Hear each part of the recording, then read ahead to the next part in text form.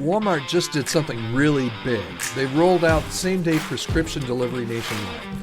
Now, Todd, I know you're asking, why should church leaders even care about this? Because it's not just a convenience. It's about listening to the real needs and adapting to serve people better.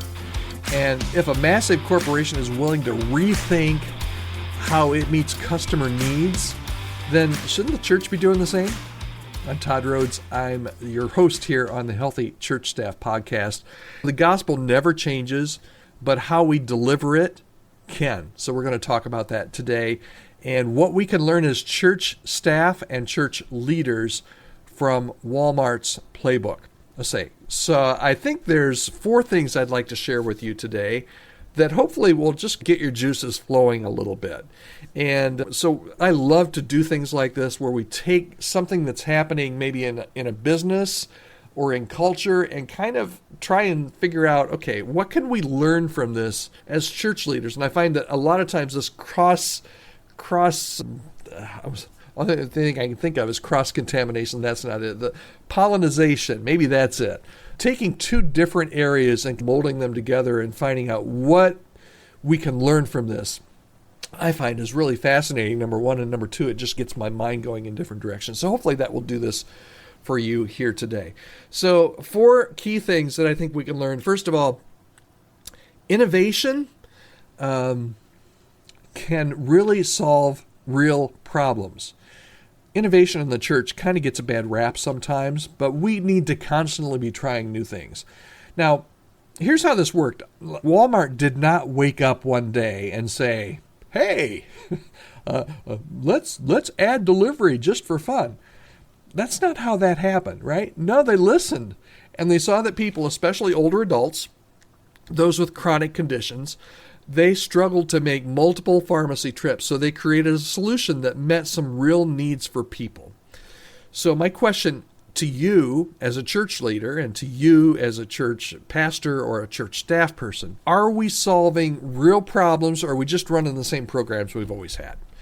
Stagnation is real in the church. Are there people in your church that are struggling to connect because they can't physically attend services? Are there families stretched so thin that they can't make it to another midweek event? Are young adults feeling disconnected because you don't have anything for them at your church? They don't see a place for themselves at the church.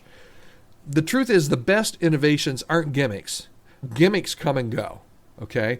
The best innovations and the best things that can happen in your church are when you're trying to answer real problems. So that's the first point I'd like to share with you, is that true innovation in churches, as in businesses, true innovations solve real problems. And then secondly, convenience isn't a compromise, okay? It's care. Some leaders might hear innovation and think, oh, Todd, we're not going there.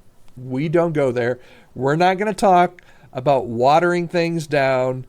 That's not at all, hear me, that's not at all what I'm talking about. And again, Walmart didn't say, hey, let's stop selling medications in store. You can still find everything in store, okay? They just made it easier for people to access them and people that needed access to them that couldn't get in their store. And all I'm saying is the church should be doing the same thing, right? We've been through a lot of changes in the last 5 years, church, right? And live streaming is one of them. 4 or 5 years ago, there were churches that live streamed, but there are a lot more churches that had to live stream and learn how to do it just like that when they couldn't meet. Live streaming is one of those things that isn't a compromise, right? It's accessibility. Online small groups aren't laziness. They're life-giving for people that have crazy schedules. Now, you can push back and say, Todd, this isn't for me. That's fine. The live streaming might not be for your church. Online small groups might not be for your church. But here's one I bet is for your church. Okay. Offering online giving is something that, again, 5 years ago, many churches had already started to do, but some churches hadn't done it. And boy, when they couldn't meet in person, all of a sudden that innovation of making it convenient wasn't a compromise, but it was a convenience. Making it convenient for people to give was huge. And now nearly every church offers online giving options. As a matter of fact, a lot of online giving options. Maybe offering different service times. You might think that's catering. This is the time we meet. You need to make time. You need to make priority in your life to worship Jesus at this time, Sunday morning, 10 o'clock. Be there, right? Maybe offering different worship service. Maybe don't look at it as catering. Maybe it's making space for more people to worship. Again, I want to go back, and you may criticize me and say, Todd, you're trying to water stuff. I'm not trying to water stuff down. The gospel message never, ever changes, but how we can deliver it absolutely does. Okay? Point number 3. People want solutions, not just services. And here's what Walmart found. They found that when people got their prescriptions delivered, they also ordered other essentials. Why? Because people want holistic solutions, not just one-off transactions. And this is huge. This is a huge lesson for the church, okay? People just don't want a sermon on Sunday morning, okay? That could be an ego blow to you if you're a senior pastor. They don't come just to hear the sermon on Sunday morning. They want more, okay? They want a church that walks with them throughout the week. A struggling marriage needs more than a Sunday sermon. It needs some mentorship and some resources and some help. That lonely young adult that feels isolated needs more than a church service. They need real relationships.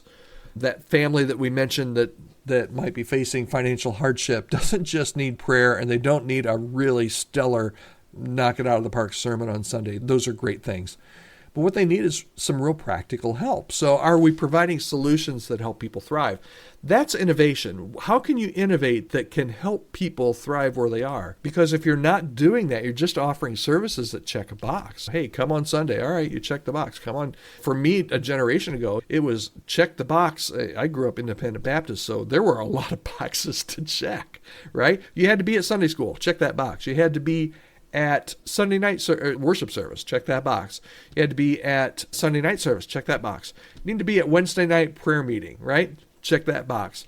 You needed to be, if you really wanted to love Jesus, you needed to come to, we used to call it visitation. You would come to visitation an hour and a half before the Wednesday night service. You would go out and visit people. You had to check that box. As I was a kid growing up, I had to check the box of learning very legalistically, checking off a lot of boxes, learning memory verses, having it signed off by my leader, doing all kinds of contests. It was great, but also it was a lot of box checking, okay? Innovation is more than just checking boxes. It's actually meeting people where they are, okay? And last one, okay, listen and adapt. I think this is one of the biggest takeaways that we can get from this move that Walmart's making, okay? They listened. Their customers said, this is what we need, and Walmart delivered, literally, right? They delivered. So I want to ask you, as a church leader, as a pastor, as a church staff person, when was the last time you actually listened? When was the last time that we actually asked what people in our congregation, in our churches, actually needed? Are we paying attention to changing community dynamics? Are we listening to unchurched people who might be open to faith but hesitant to church culture? If we listen well, you hear me? If we listen well, we might realize that some of the things we've always done aren't actually meeting people's needs anymore. And if that's the case, it's okay to change. It's okay. Okay, so here's your bottom line for today. Walmart did not innovate just for the sake of innovation. They made a change that served people better. And the church, man, we should be doing the same thing. So here's my challenge for you today. What's one way that your church can rethink how it serves people? You can drop your ideas in the comments wherever you're listening or watching this. I'd love to hear them, because at the end of the day, innovation in the church isn't just about being trendy. That's not what it's all about at all. It's about making Jesus accessible to more people in real, meaningful ways. And that's a mission that's really worth adapting for. All right. Thanks for joining me today here on the Healthy Church Staff Podcast. If there's any way that I can help you or your church in any kind of healthy church staff initiatives that you have, maybe you need some help with compensation analysis, maybe you need some help with hiring new staff, any of those kind of things, I would love to have a conversation with you. I would love to come alongside and partner with you if that makes sense. And you can reach out to me anytime, podcast@chemistrystaffing.com. I'd love to hear from you. And I also hope that you will join me again. I love having you with me here on the podcast. I hope you'll join me again here on the Healthy Church Staff Podcast tomorrow.